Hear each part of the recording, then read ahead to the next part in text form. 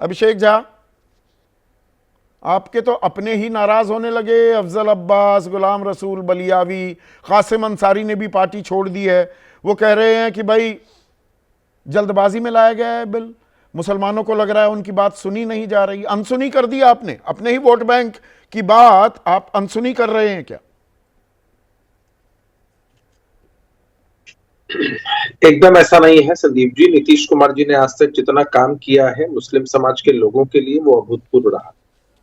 बिहार में एक ऐसा माहौल तैयार किया जहां सामाजिक और सांप्रदायिक सौहार्द है। इस वजह से सबकी पहली पसंद नीतीश कुमार जी है।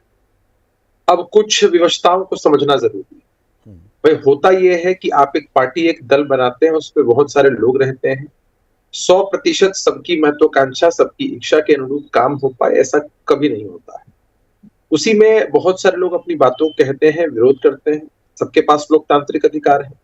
वक्फ संशोधन बिल पेश होता है, हमारी पार्टी इसका समर्थन करती है। हमने बहुत सारे सुझाव दिए थे जेपीसी को, सब उसमें इनकॉर्पोरेट हुए। उसके बाद बिल आपके सामने आता है। हमारी पार्टी के वरीय नेताओं ने सदन के अंदर, सदन के बाहर सब कुछ रखा है। हमने भी कई डिबेट्स किए। अब पार्टी की एक आधिकारिक लाइन होती है, उस लाइन को हम लोग आपके माध्यम से दबाव जनता में आ तक गए पहुंचाते बीजेपी हैं। के। तो पार्टी की आधिकारिक लाइन आ बीजेपी चुकी अब है। बिग ब्रदर अब बन इससे गई, इतर वरना आप अपने हिसाब से बीजेपी को चलने पर मजबूर कर देते थे। ये सवाल इसलिए भी अभिषेक, 2013 में जब वक्फ संशोधन विधेयक आया था, एक मिनट सुनिए ना, कानून बना, उसको आपने समर्थन दिया, बीजेपी ने भी समर्थन दिया था। अब कल न जाने कहां से गृह मंत्री अमित शाह हमें समझा रहे थे, सदन को समझा रहे थे कि वो कानून ना बना होता तो हमें ये विधेयक लाने के लिए मजबूर ना होना पड़ता। अरे आपने तो समर्थन किया था, वो तो यूनानिमसली पास हुआ ना। तो ये फिर बदलाव की जरूरत कैसे आ गई, नौबत क्यों आ गई? आपने Sandeep ji, the only thing which is constant in this universe is change.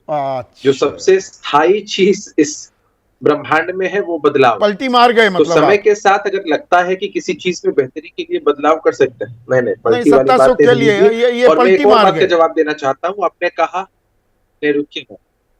अच्छा, क्या संदीप जी, आपने बिहार की पॉलिटिक्स को इतने करीब से कवर किया है, ग्राउंड पर उतर के हमने कई डिबेट्स किए हैं। आप अभी दबाव की बात कर रहे थे, एक बिल के माध्यम से आप दबाव की बात करते हैं।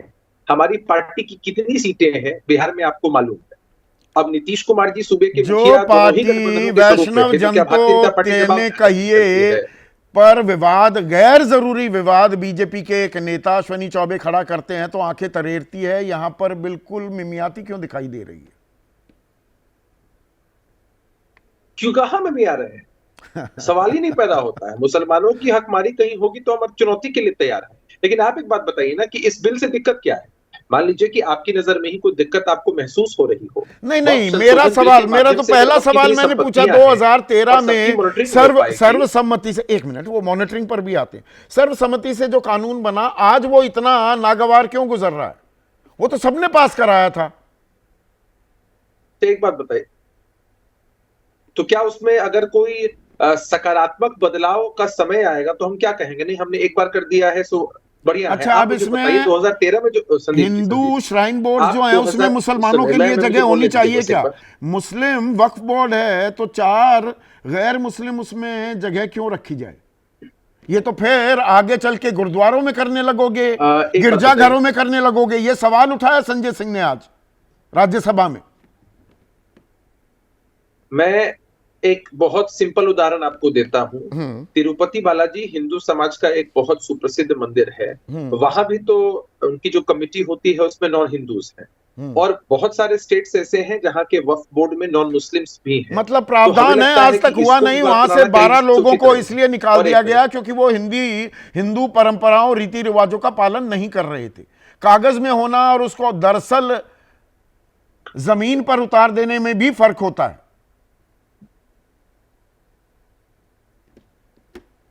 चीजें जमीन पर हैं और संशोधन उसी के हिसाब से है। और मैं एक ही बात आपसे कहूंगा संदीप जी, 2013 में जो मोबाइल फोन आप यूज कर रहे थे उस वक्त वो अच्छा था कि नहीं था? आप कहेंगे बिल्कुल अच्छा था, अपग्रेडेड था। अच्छा, तब अच्छा आज था। हम 2025 में बैठे हुए हैं तो फिर हम 100% सारी जमीन डिजिटाइज हो गई है, मुख्तार अब्बास नकवी कह रहे हैं। एक under secretary ministry of minority affairs के कुमार नित्यानंद, ये मैंने जानकारी दी है दर्शकों को, वो सुप्रीम कोर्ट में हलफनामा दाखिल करते हैं कि 98.99% 2019 में ही डिजिटाइज हो गए। यहां सरकार बता रही है, अनुराग ठाकुर कह रहे हैं लैंड जिहाद हो रहा है, जमीनों पर कब्जे हो रहे हैं, पता नहीं कितनी जमीन कब्जा कर ली गई है, डिजिटाइज जमीन कब्जा हो रही है। नहीं है।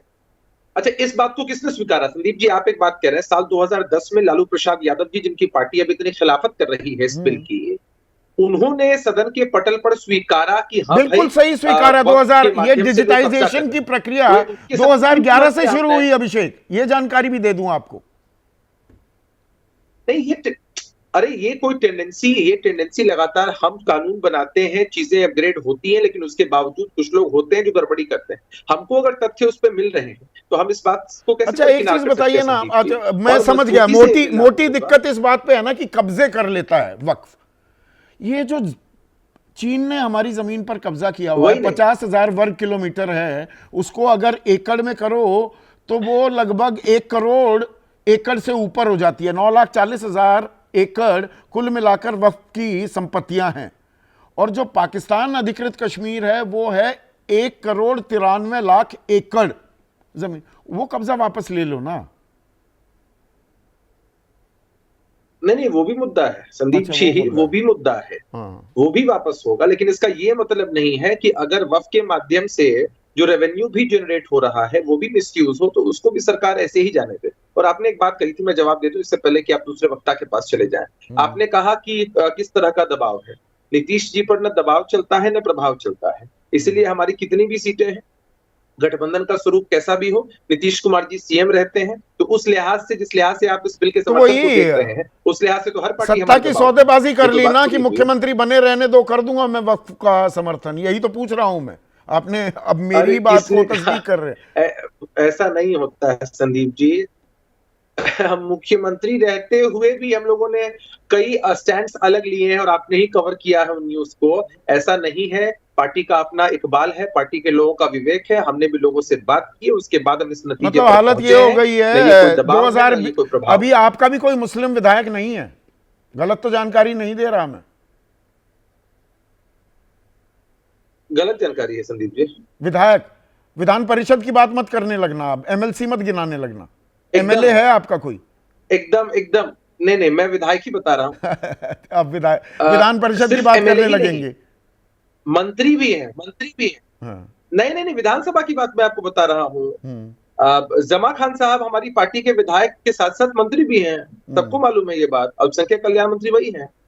लगातार तादाद क्यों बढ़ती जा रही है? थोड़ा सा बीजेपी का प्रभाव बढ़ रहा है क्या आप पर, की जरूरत ही नहीं है मुसलमान की? ऐसा नहीं है। हमारे तो सांसद भी किशनगंज से जीत हमारे तो सांसद भी किशनगंज से जीत करके आते, वो तो कुछ वोटों से वो पीछे रह गए, पहले आगे चल रहे थे वो चुनाव में। तो ऐसा नहीं है, समानुपातिक तरीके से तो आप मतलब किसी दबाव में नहीं है। अब एक चीज, एक मिनट,